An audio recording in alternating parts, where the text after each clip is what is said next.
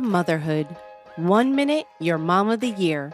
I love you, Mommy. Then the next, not so much. From bath time to bullying, from potty training to puberty, parenting is full of challenges. But one thing is for certain, you are not alone. Welcome to Modern Mom Probs. I'm your host, author, mother, parenting expert, Tara Clark. Join me while we tackle today's modern mom problems. Welcome to another episode of Modern Mom Probs. I'm your host, Tara Clark. Today, I am joined by Catherine Pearlman, PhD. She's the author of a new book called First Phone, A Child's Guide to Digital Responsibility, Safety, and Etiquette. She's a licensed clinical social worker, founder of The Family Coach, and has been helping families for more than 25 years. Catherine, welcome to the show. Thanks for having me. So today we're going to be discussing prepping our children for their first phones and the responsibility that comes with it. Now, this is a topic that really resonates with me because I have a 9.5-year-old son who loves screen time as it is. And so when I read your book, I was like, I need to talk to Catherine about this and we need to dive deeper into it. So tell us a little bit more about yourself. Sure. So I'm a licensed clinical social worker. I've spent most of my career working with children and families in a variety of settings. I started in a shelter and working in prevention of child abuse. But then as my kids got older and I saw people around me, I thought, people need help with very everyday common parenting problems, and they shouldn't have to be at risk of losing their kids to get some basic help. So I started a private practice called The Family Coach, and basically been helping people in the homes and writing about parenting ever since. Awesome. So you literally wrote the book about getting your first phone. And so, like I said, that's why I wanted to pick your brain about this. What prompted you to write this particular book? So over the last couple of years, cell phones have become ubiquitous with kids. The average age of getting a phone is really 8 to 11. So even if your kid doesn't have one till 11 or 12, their best friend on the bus has a phone. So they're everywhere. The pandemic happened. So kids who usually had an hour of screen time or 2 hours of screen time a day now had 10, 12 hours because they were on for school, they were on for fun with socialization, and they were on for homework. And then the last thing is that, honestly, I have seen even the most conscientious parents, people who are highly involved, tech savvy, fall prey to their kid being exposed to something that they didn't expect, whether it was porn or they sexted or they were sexted or they Googled something that was, upsetting. So there is no way parents can protect their kids anymore completely. So we have to start educating our kids like we do sex ed so that they can start making good decisions for themselves when their parents aren't around. Yeah, no, it's so well said. So my son is an avid screen time user. He has an iPad. He loves Roblox. He recently got back into Minecraft. He liked Minecraft. He got over it for a while and now he just got back into it. But he's really big into Roblox and he plays it with his friends, which I have a love-hate relationship with it because I hate that he's on it so much, but I love that it's collaborative and that he's building leadership skills and that he gets to play with his friends. We recently started something that we have Google Voice on his iPad. So he's able to call his one friend, this one particular boy in particular. So they work together and they chat and it's really cute. It's like, it reminds me of like when I was a kid and I would sit on the phone with my friends at home for like hours. Like I would watch TV and maybe they would watch TV and we would like talk about 90210 together or something like that. So Jack and his friend, play hours of Roblox on the phone together. Now, I feel like because it's a tablet and because Jack often uses it in our common areas of the house, whether it's in the living room, dining room, kitchen, we're all usually together as he's using it. I somehow feel like having a phone is a little different. Do you think that it is?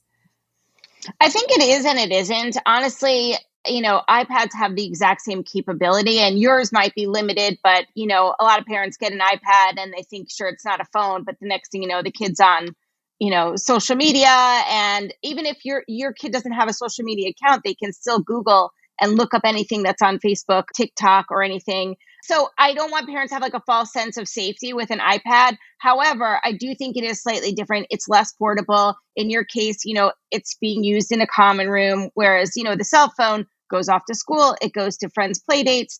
The iPad doesn't. It could go in the room, it could be used in private time. So I do think it is like a level up, but I do think parents should be careful with an iPad or be a little bit more mindful as well. Yeah, I think that makes a lot of sense. Do you think that there's like a certain telltale sign of when a child is ready to get their own phone? So no, there isn't a telltale sign, but there are some like things that parents can think about. First of all, how responsible is your kid with their things? This is a $700 to $1,000 device that they're going to be taking with them. Like, how well do they care for their things, and can they show you with other things that they're going to be careful with this? How are they when you tell them to put screen time away? So if you say, you have until 5 o'clock and then we need to put it away, we're going to do homework and have dinner, and they're fairly cooperative, that's a good sign. If every day is a struggle, then I wouldn't just say, well, no cell phone. I would say, this is something we need to talk about and work on. And the child might be very motivated for a cell phone, in which case you can improve upon that behavior. And then the last thing is, how communicative are they with you? How open are they to lessons, to sitting down and hearing your thoughts about a particular issue?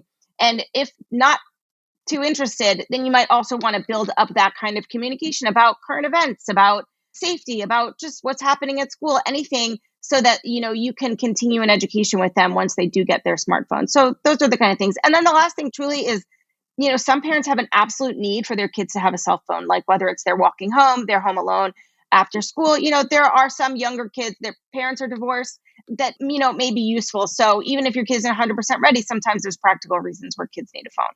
Yeah, absolutely. My parents were divorced when I was very young, and I'm sure that had they existed when I was young, I would have had one for that very reason, because I did watch myself after school. And so obviously my mom or whoever called my house phone when they needed me, but I was always pretty much home watching TV.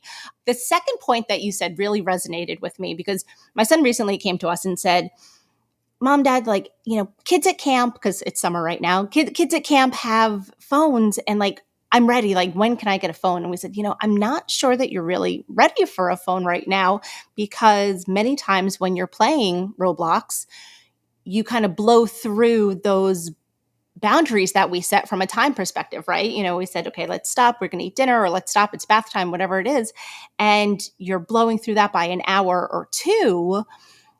We need to see that you're responsible enough to be able to put it down when you need to focus on your activities for daily living.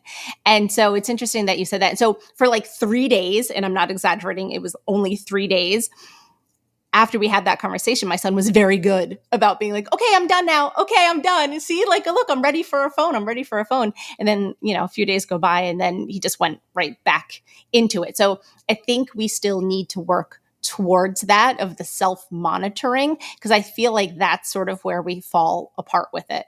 Obviously I'm a heavy social media user. I'm on my phone a lot. My husband's on his computer and on his phone a lot too. But, being 40-year-old people, we know how to put our phone down, maybe turn off notifications and sort of like walk away. But for my son, when he's playing Roblox, like, he is in that world, and it is designed and programmed to keep him in that world. And so I think that, for him personally, he's not quite ready to make the jump to having a device that he could put in his pocket all the time during the day and night, for that matter. Right. Well, that's me. I'm definitely against it at night. But the thing that's hard about Roblox, it's like leaving the playground when all your friends are still having a good time. That's a slightly different scenario. That is very hard to be like, okay, everyone have a good time. I got to go now. That's really hard. I think, sometimes putting in like actual alarms or actual like limitations on the device can be helpful, because even like for me, I put a limitation on my Facebook and Instagram. I only get an hour a day, because for me, it was just, I was blowing through my time, and one more thing, or I'm just wasting time. So even I need an external device to help me. So, that's something that might be too hard for a 9.5-year-old whose buddies are all playing, to be like, I gotta go. So, maybe something external could help. Yeah, yeah. We recently started to use our Alexa. I don't want to say her name too loudly because then she'll turn on. But we started using that as a timer. So at 7 o'clock, a timer goes off, and then it's helps him to be more mindful about his use. But I like the idea, even for you personally. I find myself going down rabbit holes in TikTok and Instagram too. And then you look up and you go, God, how did 20 minutes go by? Or how did 30 minutes go by? You're like, I could have been doing so many other things. Yeah, I mean, honestly, I've come to peace with it because it's not me. It's all of us because the devices and the apps are literally made to keep our attention on them. That's what the purpose is.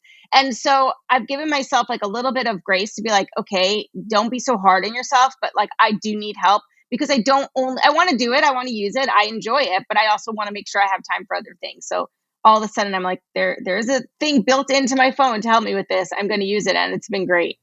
Yeah, no, I highly recommend that as well. So, in your book, you talk about everything from social media to clickbait. You cover a lot of topics about digital use. What do you think is one of the most concerning ones that's facing our youth today? I mean, I think everybody talks about scams and predators, and I think that's important. But I think for most kids, they're not going to interact with a predator. I think, but almost every single one of those kids is going to have their mental health and self esteem affected by being on social media.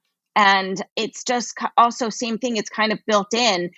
We have influencers, and children cannot discern an ad from just a person who's giving an honest recommendation. Everybody has taken the perfect picture. They've taken 1,000 pictures and they pick the best one that makes them look the best. They're posting about fancy cars and vacations. All of these things are just not everyday life. And then our adorable kids who are in puberty go and look in the mirror. And then, of course, it's going to be hard for them. How are they going to compete with what's on social media, whether it's their friends or influencers or famous people? Like, we cannot compete with those images. It makes all of us feel bad, but people who are in their, tweens and teens, even worse. So I think that, how it's affecting our self-image, our mental health, I think is something really important that we need to talk so much more to kids about, because once they can see behind the curtain, once they can see, okay, this is an influencer, like let's break it down. Let's look at it carefully. Like, what is she doing? Why is she doing that? What is she selling here? And then I think that they can see it and not feel so impacted emotionally from it. Yeah, yeah. I mean, obviously we grew up without social media, and I was so affected, I think, by images we saw on TV, magazines, like Teen Vogue and like the like early magazines like YM, that kind of stuff. Like when we were kids, like we're so huge, and that was an issue that I thought that we were starting to put behind us for a while. That for maybe like, I don't know, 5 or 10 years, I started feeling good. Like, oh, you know what? We're in a better way as a society, that we're getting away from that sort of thing. And then all of a sudden, social media hit with influencers and all the things, like you said, like the luxury lifestyles and all of that. And then it like just hit you right back in the face all over again. And so now here we are as parents having to be faced with dealing with this for our children when we had to sort of unpack it for ourselves back then. Totally. And you know what else? When we were young, we would go home after school, and sure, we could call friends and maybe we'd see them in the neighborhood, but we had a definite break in our social interaction. You had a magazine, but you had one magazine. You didn't have thousands and thousands and thousands of images. And our kids have no break. They have no break from their social situation, and they have no break from these constant assaults. Even if it's not influencers, it's bad news. It's news that's upsetting. When my kids were really little, we could decide what, if there was a shooting, should we tell them? How should we tell them? We had time to plan about it. We could keep the news off. It's impossible. By the time your kid comes home from school, they already know there was a school shooting, and they may or may not talk to you about it. So I just feel like it's such a different era, and it's like a constant assault on the kids, and it's not good for them. It's not good for us, and it's definitely not good for kids. Yeah, no, it's true. Luckily, not that I want to say I shield my son, but I'm very particular about when and where we do have those discussions with him, because since he's not on social media per se, like I said, he's more on Roblox, like he does not see the current events the way that, someone may on Twitter or on Instagram. What age do you think is an appropriate age for kids to have access to those platforms who then may happen to see whether it's the influencers or current events? The problem is we can't really prevent our kids from seeing that stuff because even if, again, if our everything is locked down in our house, the friend's house has an older brother, there's some older kid on the bus, some kid at camp, it's literally impossible. So I prefer more to educate kids about, how to make smart decisions, how to, what you're clicking on, what you're not. Are you ready for something? What if you see something that's too much for you? What can you do? I'd like to say, 12 and 13 are really appropriate ages, but our kids, I think there's zero kids in America who don't get to social media before 12. I think they're all on it, even if it's just TikTok, it's just watching videos. I just want to watch like a cooking video or, and even YouTube. There's plenty on YouTube that's disturbing that, after just a couple of clicks, all of a sudden the things that are recommended for you or for your kid, it's a little off topic. It could be diet culture. It could be just a lot of things that we don't really want our kids to see. So I'd like to say later, but honestly, your kid has probably already been exposed at 9.5. And if not, I'd say by the fall, by 10, 11, the kids are all getting their phones and they have access. And it used to also be that you had to have an account to look into social media, but now you don't even need an account. You can just look online and get access.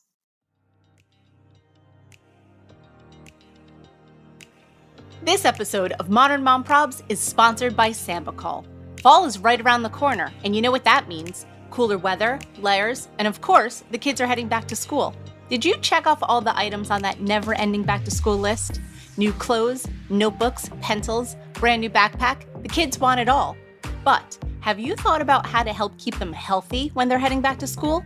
That's where Sambucol comes in.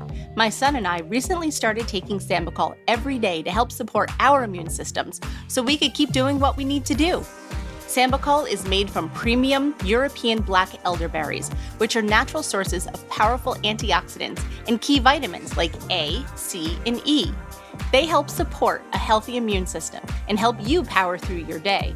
What's so great about Sambucol is they have tons of different ways to help your daily helping of black elderberry, like syrups, gummies, chewable tablets, drink powders, capsules, and more. They even have products made just for kids. My husband, my son, and I all take Sambucol. We love the gummies. We eat them right after dinner, but before we start the nighttime routine, it's sort of just like a nice little treat and a nice way to end the day. So make a healthy immune system part of your back-to-school strategy this year with Sambucol. My listeners get 15% off their next order of $9.99 or more at sambucolusa.com by using my promo code MOMPROBS15 at checkout. That's 15% off your order of $9.99 or more at sambucolusa.com. Use code MOMPROBS15 at checkout. Okay, here's a pro tip. Save this promo code and website address in your Notes app. I know you're busy.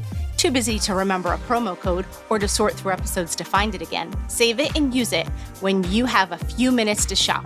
The code again is MOMPROBS15 and the website is sambucolusa.com. That was totally going to be my follow-up question because I was going to say, well, there's a couple things. One, kids may not have the capability to download the app by themselves and then log in and register as to have a proper username. And so I think that is definitely a barrier to entry, which is a great barrier to entry.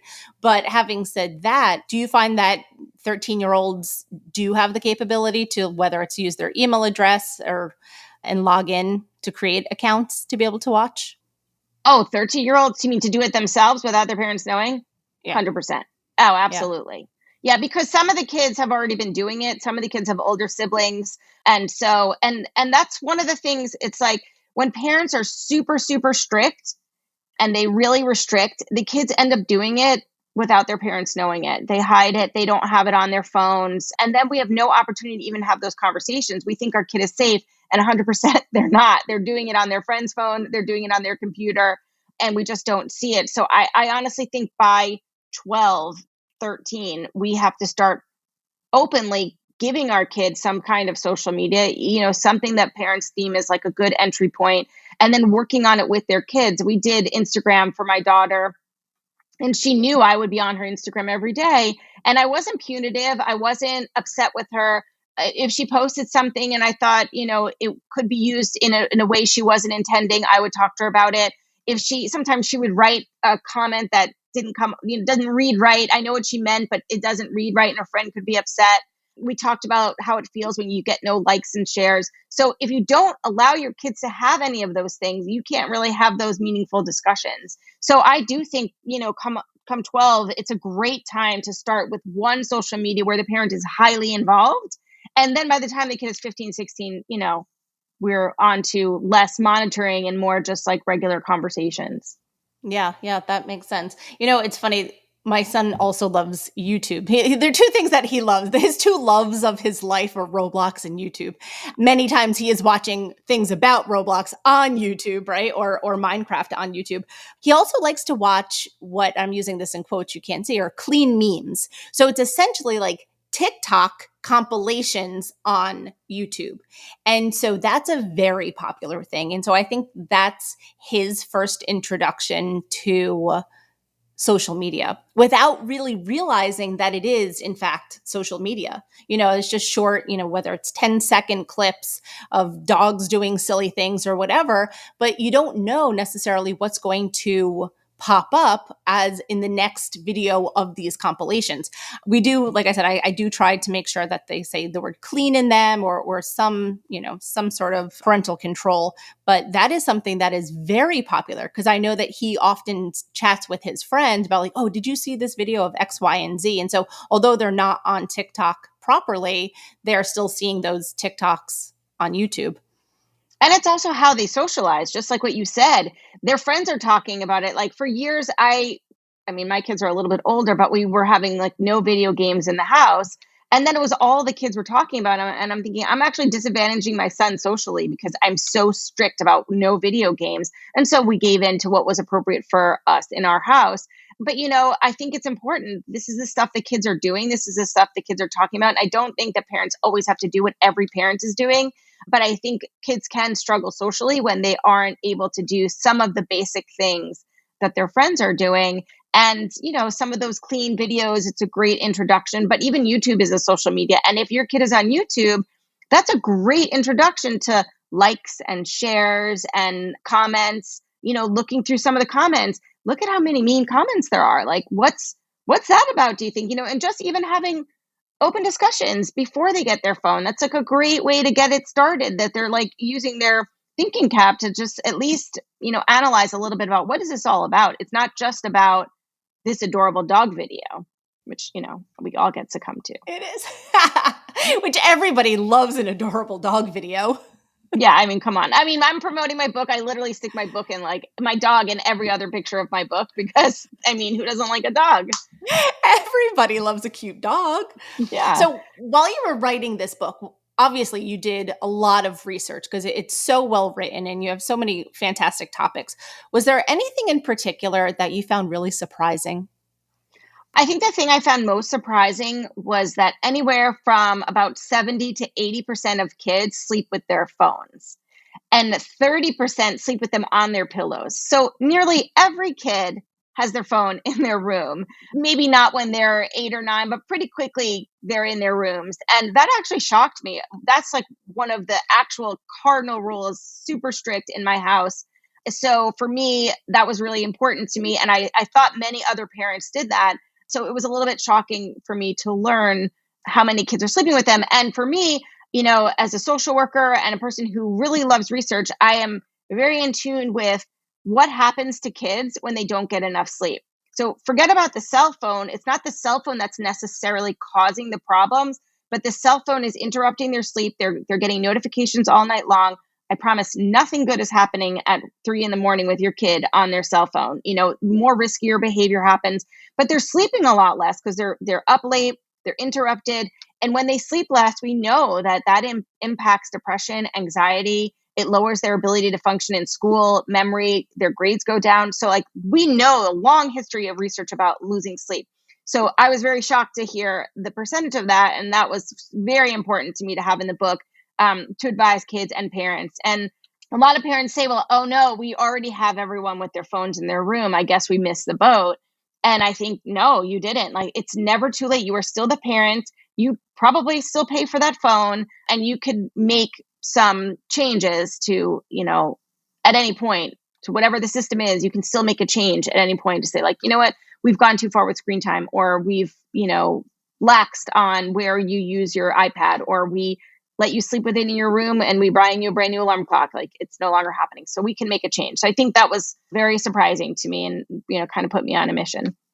Yeah, I am floored at that statistic, and also like actively I'm taking notes so that I know for my own son. Yeah, I'm floored that 70 to 80%. That is wild. So let's talk about self-care, because I think that really dovetails nicely. How can both children and adults practice self-care while we are so immersed in this media consumption? I think, the first thing is to realize that our phones make us feel a certain kind of way. It could be social media, it could be the constant barrage of notifications, just even about email and texting. Sometimes I'm trying to work and my texting is going off and it's just like, I can't get anything done. It's stressing me out. Sometimes I have FOMO. Sometimes I see other people doing things that I wish I was doing, or their book is doing better than mine, or whatever it is, they have more followers. I mean, so stupid, but we all feel things by using our phone. So I think it's super important to just recognize that. And then once we realize that happens, then we can say in the moment, oh, this is starting to make me feel not good. I need to put my phone away, or I need to do something else, or I need to unfollow someone that triggers me. So I think just first recognizing that we have feelings and they are often negatively produced from our phone and our social media, that can help us disconnect when we start to feel those things. And then I think, I have a list in the book about like self-care options for kids. And it was very funny. My best friend read the book early, and I put on there like, what is self-care and what isn't. One thing I said that isn't is shopping. And she was like, I think you have a typo. And it was just very funny because she was like, shopping is my self-care. I think it's important for everyone to kind of think about, okay, what is it for you that helps you disconnect, that helps you get back out in the world, that helps you connect with other people or with nature or with art or something that makes you feel good. And that's different for everyone. So for my friend, it's shopping. But for me, it's being outside, being with friends, having a coffee, things like that. So we talk about that a lot for adults, especially moms. That's been in the vernacular for a while. But I don't think we talk about that at all for kids. We don't think about the stressors that they're under. And kids are very, very stressed, and they have all kinds of feelings. And the amount of depression and anxiety is on the rise in such a disturbing way that I feel so strongly that we have to start talking to kids about self-care in general, what that means, how do they do it, and then also how it relates to their phones. Yeah. And do you think that because those rates are going up similarly to how screen time use is going up, do you think that they are inherently related? Yeah, I mean, so we have for sure correlation that when the amount of smartphones started getting in the hands of kids, that the amount of depression and anxiety was skyrocketing. Like, we know that. We don't have causation. I think there are a lot of factors that happen, but I have no doubt that all the things that are happening on our phones are contributing to our kids' mental health decline. Yeah. Yeah. No, I agree 100%. And I've spoken with several experts, and I even had the privilege not too long ago to be in the audience of a seminar where the whistleblower from Facebook spoke, and she said all of that. And she did a fantastic job breaking that down. And it was one of those conversations where you literally have chills because you think we have to do something to protect these children. That's Frances Haugen, and I also saw her and had the exact same feeling. She was incredible. Frances was incredible. So, what tips? Now, I'm looking to you as an expert. Mhm. What tips can you provide for parents of children who may be getting their first phone? So I'd say two things. One is create an environment where communication about interesting topics is normal. Like, use dinner time, use car time, use whatever bedtime, whatever time you have that you're really connecting with your kids, just to talk about topics of interest, anything. Because then it becomes very normal for us to have in-depth conversations about something besides what we did today. And that's going to be really important moving forward, because these are very complex devices. They change, new problems come up, and we want to be able to have continuing digital education. And it shouldn't just be like, you get your phone, here's the book, here's the contract, and then we're good. It should be, this is lifelong for all of us. So we want to create that environment. And then, this is a very tough one for parents, but we need to model the behavior we want to see in our kids. And it just doesn't work to say, do as I say, not as I do. We are scrolling and giving our kids half of our attention. They're going to do the same, and that's going to drive us crazy. Like, we're not actually teaching them good manners, good etiquette. When is a good time to use your phone? There's a time and place. I love my phone, but in the movie theater isn't the best place, or when a dear family friend is visiting might not be, or when there's a play date might not be a good time for you to be on your phone. But we do this. We have terrible behaviors as adults, myself included. So I think it's important to decide at least a couple of things that are important to you that you want your kid to kind of get, and then model that behavior of putting your phone down at meals or not sleeping with your phone, things like that. Yeah, I think modeling really is so important, because just as we model, let's say, kindness or social justice with our children, we also need to model digital etiquette. And Yeah, so it's very subtle, but I think it's important. Catherine, I loved your book. And when I received it in the mail, I gave it to my son, Jack. As soon as I unpacked it, I flipped through it and I said, "Hey, buddy, I have something for you. Can you sit down and read this?" And he read it cover to cover in one sitting. He also loved that one of the main characters was named Jack, so that he also related, and they have similar interests. Now, obviously, you wrote the book, so you know what that Jack is interested in. And then, like I said, it dovetails nicely into what my Jack is interested in. So he read it cover to cover. He gave it 2 thumbs up. I think I may have to give it to him maybe every 3 months just to refresh his memory. And I'll definitely give it to him again when he is ready for his first phone, which is not yet, because he has not proven the responsibility with monitoring his own screen time. But Catherine, tell everyone where we can find you and where we can get your book. Sure. So the book is available wherever books are sold. And you can find me at thefamilycoach.com and on Facebook and Twitter at The Family Coach.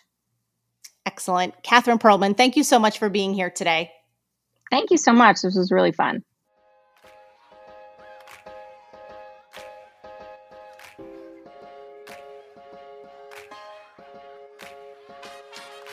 Thanks for listening to today's episode of Modern Mom Probs.